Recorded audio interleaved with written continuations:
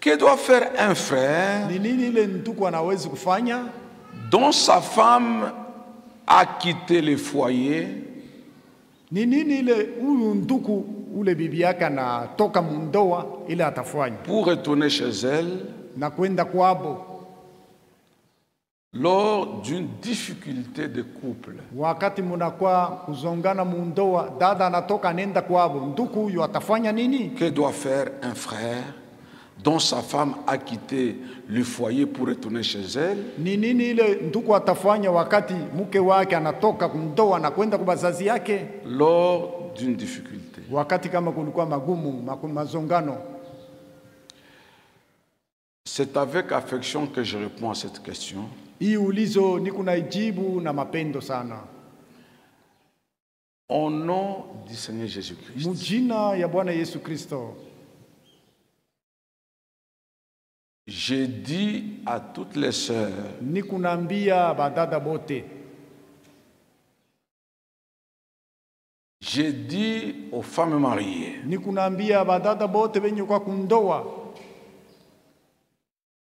les sœurs chrétiennes Badada ba Kristo doivent éviter de tels scandales, s'il vous plaît. banapashi kuepuka bikwazo ya namna hii. Mina misi Jeune sœur mariée, ba binti benye kuolewa, vieille femme mariée, bazee banamuke benye kuolewa, femme adulte mariée, banamuke ba ukomea ba mundoa. je vous en supplie, Mina misi évitez de tels scandales dans votre foyer. mwepuke bikwazo bya namna hii mundoa yenu. Ce sont des sales habitudes Ni matabia ya mbaya ya buchafu païennes ya kipagano qui ne conviennent pas aux chrétiennes. ile haistahili banamuke ba Kristo. L'Église est avec moi. Nieti kanisa inafuata, Arrêtez cela. mushimamishe matabia hii. La femme ne doit jamais quitter le couple, le foyer. Mwanamke wa ndoa ashezi kamwe kutoka mundoa yake. Peu importe ce qui arrive dans le couple. Aizuru mambo kani ile nawezi kubafikia mundoa. Une femme mariée, Mwanamke wa ndoa, surtout que je parle aux chrétiennes, zaidi ni kunaambia ba Kristo banamuke qu'elles m'écoutent une fois pour toutes. banisikilize mara moja tu kwa lote. Les femmes mariées Banamuke ba ndoa ne doivent jamais et jamais abawezi kamwe na kamwe quitter leur couple, leur foyer, kutoka mundoa yabo pour retourner sous le toit paternel. juu ya kurudia munyumba ya bazazi yabo. Hapana. Quand vous vous mariez, Wakati unaolewa, vous quittez définitivement votre maison paternelle. manake unatoka kwa lote munyumba ya bazazi yako. Il n'y a pas un chemin de retour. Hakuna tena we kurudia, hapana. C'est une humiliation. Ile ni Vous kufezereshwa. humiliez les enfants, Unafezeresha batoto, vous humiliez votre mari. unafezeresha bwana yako. Ce n'est pas bien. Aina mzuri. Je me retiens. Mina jizuiza.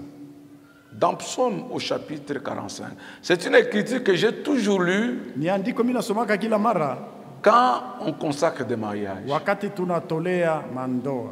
45, Psaume 45, verset 11. Zaburi 45 mstari ya Écoute 11. ma fille, vois, Usikilize binti wangu na uone et prête oreille. na uteke sikio. Oublie ton peuple Usabu taifa yenu, et la maison de ton père. usabu na nyumba ya baba yako. Pour quitter la maison de ton père, Pakutoka munyumba ya bazazi yako, tu le fais dans la précipitation. unaifanya kwa haraka haraka. Tu arrives encore chez ton mari, Sasa unafika kwa tu veux bwana encore yako, abandonner unapenda tena wache la maison pour retourner chez tes parents. nyumba ya bwana yako juu uende kwa bazazi yako. C'est une confusion. Ile ni mvuruko. C'est comme les jeunes sœurs, ou les femmes même. Elles sont pressées d'aller au mariage. Vous arrivez au mariage, vous commencez maintenant à refuser les relations intimes. C'est une confusion. Si tu voulais être vierge, il fallait rester chez toi. Dans la maison de ton père. Vous êtes pressé pour quitter la maison. Et pourtant, nous vous disons toujours que ceux qui se marient, selon la parole de Dieu, ils auront des tribulations dans la chair. Ça se trouve noir sur blanc dans 1 Corinthiens chapitre 7. Il n'y a pas un couple sans problème. Mais quand vous allez dans les couples, vous devez savoir supporter par amour. C'est ton choix. Un petit problème. Tu appelles ton père, tu appelles ta mère, tes grands frères. Tu retournes chez toi. Cela prouve seulement que tu es encore une païenne, tu es incrédule. Tu es mal éduqué. Ta mère ne t'a pas bien éduqué.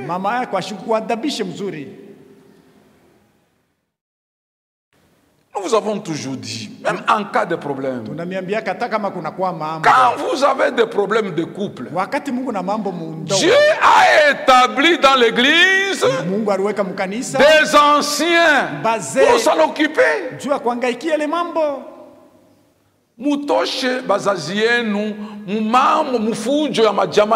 Sortez vos parents dans les troubles de vos foyers. Sortez vos familles des troubles de vos foyers. Vous ne faites que déstabiliser votre propre foyer. Évitez ces choses, frères. Et surtout les sœurs, comme la question a été posée, je pense que c'est un frère qui a posé ça. Évitez cela, ma sœur. Mes sœurs, évitez cela. Une femme se marie une seule fois pour toutes. On a toujours observé, des fois quand les jeunes gens se marient, leurs caractères ne se sont pas encore mariés. Il y a un moment de turbulence. Parce que la femme a son caractère, l'homme a son caractère. Ils ont été élevés différemment. Ils se sont mariés par la foi. Ils se sont aimés par la foi. Même souvent quand on vous donne le temps de parler, même pendant les fiançailles, il y a trop de mensonges, il y a trop d'hypocrisie. Et les hommes et les femmes ne se révèlent pas, ne révèlent pas les caractères. Mais quand les gens viennent maintenant en couple, c'est à ce moment-là que l'homme ou la femme découvre le caractère réel de sa femme, de son conjoint, de sa conjointe. Maintenant, apprenez à ce moment-là à se supporter par amour, avec foi, que votre conjoint et votre conjointe en changera. La même foi que tu as exercé pour l'épouser, la même foi que tu as exercé pour l'accepter, que Dieu le changera ou la changera. Pourquoi faire des problèmes? C'est à ce moment-là que le travail des anciens est là. S'il y a une difficulté, il y a de l'incompréhension, allez voir les anciens, appelez les anciens, les diacres, et les anciens, le pasteur, dans vos foyers pour vous réconcilier. Que la mort ou l'enlèvement qui va vous séparer. C'est tout. Et Est-ce que tu sais par où ta mère et ton papa sont passés pour que tu sois ce que tu es là? Unayua ule kuripitia baba yako na mama yako mule balipita juu bakupate wewe bakuzale wewe.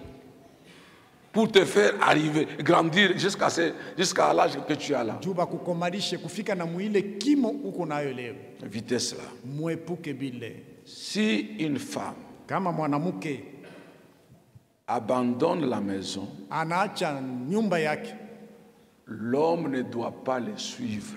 Bwana ashipashi kumfuata pour le ramener à la maison. Juu kumrudisha kunyumba, hapana. À condition que l'homme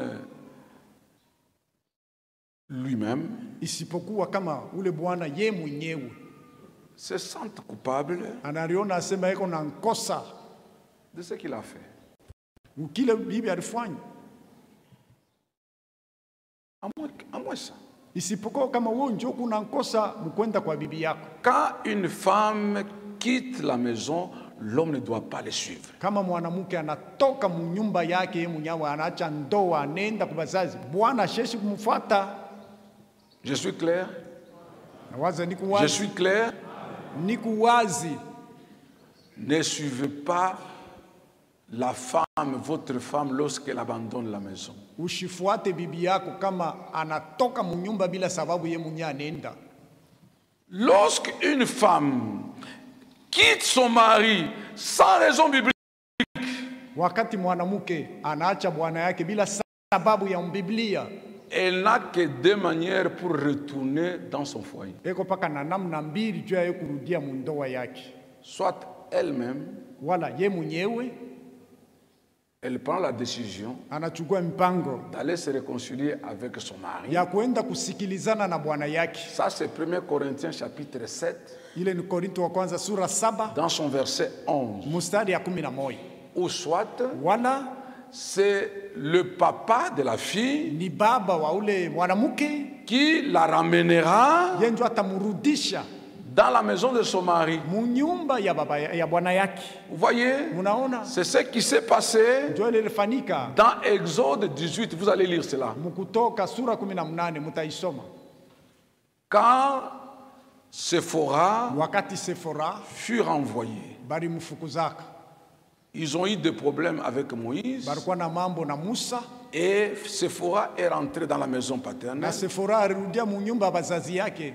Et quand son père wakati baba yake a appris que Dieu avait complètement délivré Israël entre les mains des Égyptiens, alipata habari ya kwamba Mungu alikombola Israeli kutoka mikono ya Wamisri, et que Moïse n'avait pas le temps de s'occuper de son foyer, il avait une grande charge de conduire le peuple de Dieu. Na Musa ashikuwa na wakati tena kuangaikia nyumba yake, alikuwa na kazi mnene ya kuongoza taifa ya Mungu. Son père, son beau-père, ni baba yake mkwe, qui a pris Séphora, qui a pris les deux enfants et les deux fils de Moïse, qui a suivi Moïse dans le désert pour amener sa fille et ses deux petits-fils. Vous lirez cela dans Exode 18.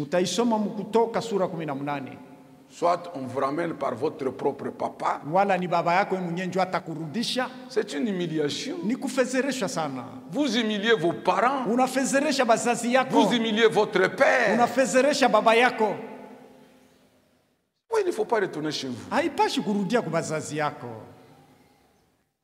Frère, sœur, ne le faites pas. Je tiens ma langue. Bien. Vous pouvez retourner dans la maison de votre père et complètement vous gâchez tout. Et le chemin du retour vous sera fermé, vous allez gâcher tout. Vous allez regretter. Mes sœurs, je vous en supplie, comme la Bible nous l'enseigne, n'agissez pas sous la colère. La colère de l'homme ne peut pas accomplir la justice de Dieu. Si vous êtes en colère, prenez le temps d'aller voir le pasteur, les anciens, pour régler votre problème. Et j'en profite. Vous les sœurs qui avez des problèmes de couple, vous avez été en difficulté avec ton mari, vous quittez la nuit, vous allez dormir chez les voisins. Ça, je m'étais. Voyez bien, ce n'est pas bien. C'est une humiliation. Il ne faut pas le faire. Et vous, frères et sœurs de cette assemblée, quand un frère ou une sœur a un problème, ils ont des problèmes de couple, ne recevez jamais une sœur dans votre maison qui vient s'abriter parce qu'elle a eu des problèmes avec son mari. Non, et non. Vous dormez? Vous dormez. Je dis ceci. Vous les frères, et vous les sœurs, même si ton mari est absent, ne recevez jamais une sœur en difficulté avec son mari. Tu n'es pas pasteur. Qui es-tu dans l'église pour s'occuper des problèmes de couple? Ne recevez jamais une sœur en difficulté avec son mari. Vous les frères et vous les sœurs. Qu'elle aille voir le pasteur. Les anciens sont là. Les diacres sont là. Ne te fais pas pastoresse ou diaconesse ou quoi que ce soit dans l'église. Non, à rien expliquer. C'est pourquoi je me suis dit. Qui es-tu? Qui t'a établi pour s'occuper de cette affaire? Vous chargez de la malédiction. On ne veut pas entendre ça dans cette église. C'est un mépris à l'égard de la parole. Vous méprisez les anciens. Vous méprisez les diacres. Vous méprisez les pasteurs que Dieu a établis pour ces dossiers. Ne le faites plus. S'il y a un frère, il y a une sœur qui avait l'habitude de recevoir chez elle ou chez lui des sœurs en difficulté, c'est aujourd'hui qu'elle prenne la décision d'arrêter. Si on la prend, c'est toi qu'on va chasser dans l'église. Tu es indiscipliné. Et c'est toi qui contribues à déstabiliser le couple d'autrui. Ne recevez jamais chez vous les sœurs en difficulté. Je pense que je suis clair à ce sujet. Quand vous lisez la Bible, dans Juge au chapitre 19, en parlant de ces Lévites qui étaient allés ramener sa femme, se réconcilier avec sa femme, qui lui fut infidèle. Vous lirez cette aventure dans Juge au chapitre 19. Et cette aventure s'est clôturée, s'est terminée dans une désolation totale. Sur le chemin de retour, arrivé dans la ville de Benjamin,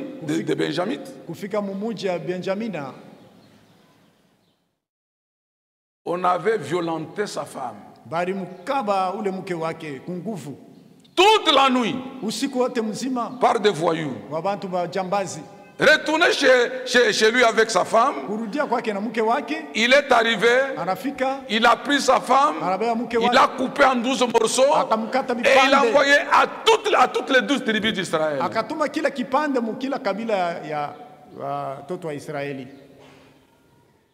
Une chose horrible. Que Dieu aide nos sœurs.